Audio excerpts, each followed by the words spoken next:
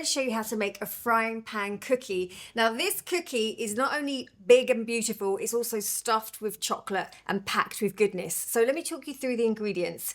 We've got some gorgeous hazelnut butter, we've got some coconut oil, lovely chocolate chip cookies, some plain flour, some maple syrup, some vanilla extract, some sugar. So we're going to start by putting in our sugar. 2 types of sugar. We've got a light brown sugar because it's got a lovely caramelly flavour, and also some traditional caster sugar as well. To that we are going to add some of the nut butter,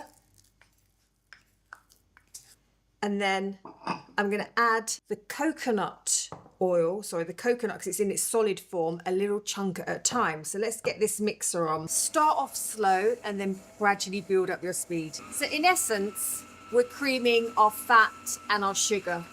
But instead of using butter, we're using a nut oil. So I'm going to turn it down and start adding in pieces of the coconut oil. Once I add a bit in, I then turn it up again.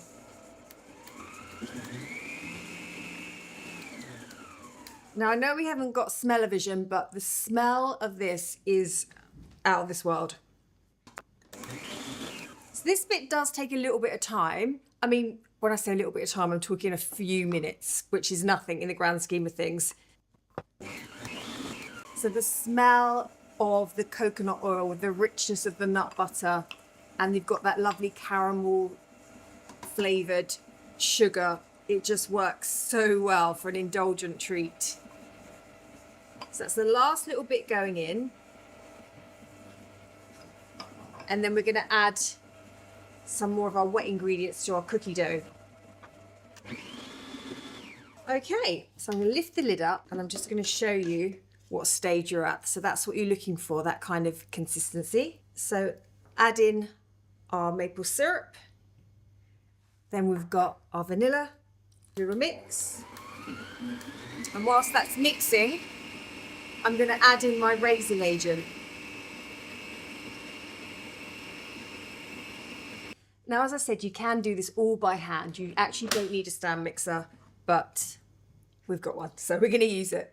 Add in your dry ingredients.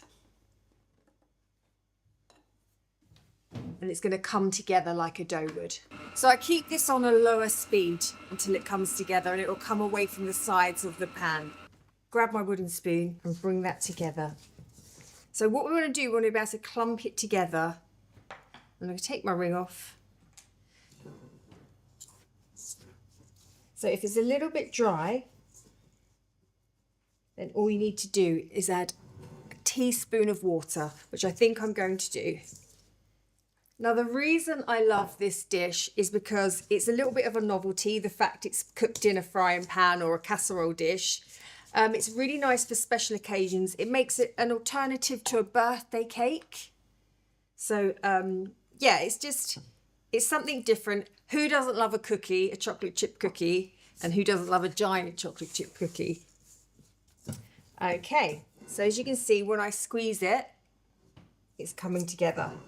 So whilst that's resting, I'm just going to take a moment to talk to you about how we're going to bake it. So I've got a casserole dish here, which I'm not going to use the lid. But what I am going to do is line it with some parchment paper. I scrunch up, and then you can open it back out and place it down. Then we're going to get our dough,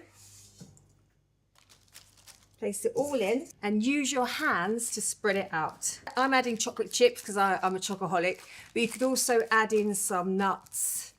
You could add in a little sprinkle of cinnamon. So I like quite a thick cookie, so I'm making mine quite thick.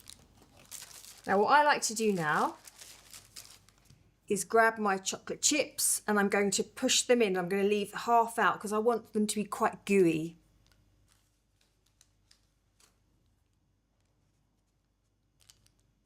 We've got a lovely, really high quality dark chocolate chip. I think that's enough. So now our cookie is ready to bake. So this is going to go in the oven for around 15 minutes because then it's going to kind of set in the pan. But do keep an eye on it because all ovens are a little bit different. Once your cookie's baked, all that's left to do is serve and enjoy.